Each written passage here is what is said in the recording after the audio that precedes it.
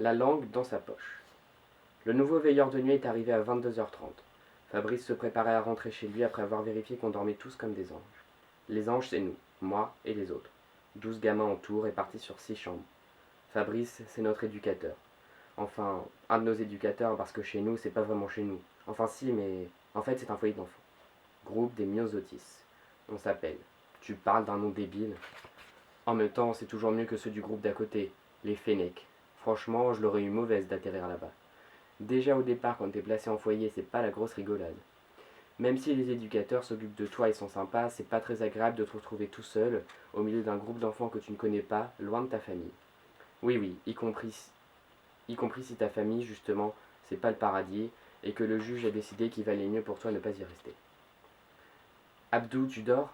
Chut, j'ai soufflé à Johan. Écoute, le nouveau veilleur de nuit vient d'arriver. Évidemment qu'on ne dormait pas. Évidemment qu'on n'est pas des anges. Évidemment qu'à chaque fois qu'un nouveau débarque, on est là pour lui souhaiter la bienvenue, à notre manière. Johan a gloussé façon Johan. Inimitable. Un cri de hyène joyeux. C'est mon copain pour la vie, mais des fois il fait peur. Attends, je te raconte. Quand il est arrivé au foyer, Johan, dès qu'on lui parlait, il montrait les dents. Je te jure. Comme un bulldog. En même temps, c'est plutôt logique, vu que quand il vivait chez lui, c'était justement la corbeille du chien. Oh là, pas de panique, on se calme.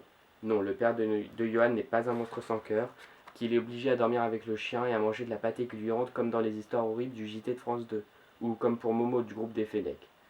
C'est juste qu'il était si souvent pas là que Johan, pour pas rester tout seul, allait se coller au chien en se disant qu'un câlin, c'est toujours un câlin.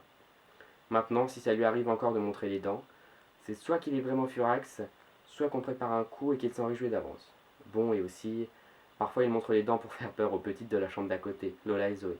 Ça les fait brailler comme des bébés et nous, ça nous fait rire. D'accord, c'est pas très gentil, mais qui a dit qu'on l'était? Et puis nous aussi, quand on est arrivé ici, on était les plus petits, tu crois quoi? Qu'ils nous ont accueillis avec des fraises tagada et des mots doux, les grands? Ben non, pas du tout. Alors chacun son tour. On y va? Non, attends. J'ai chuchoté en me glissant agile et souple comme un ninja voleur jusqu'à la porte entrebâillée. Il discute avec Fabrice. J'ai tendu l'oreille pour écouter la conversation. Que tu le saches tout de suite, j'ai des capacités d'écoute surpuissantes. Je peux même suivre 2 conversations à la fois. Et je suis super doué en traduction aussi. Non, pas en langue étrangère, j'ai même pas commencé l'anglais vu que j'ai redoublé le CM2. Je parle de la traduction du français compliqué en français normal. T'es perdu? J'explique. Quand les adultes du foyer organisent une réunion avec bilan spécial sur l'un d'entre nous, ils font ça souvent. Ils appellent ça faire le point. On se rassemble tous en douce devant la porte.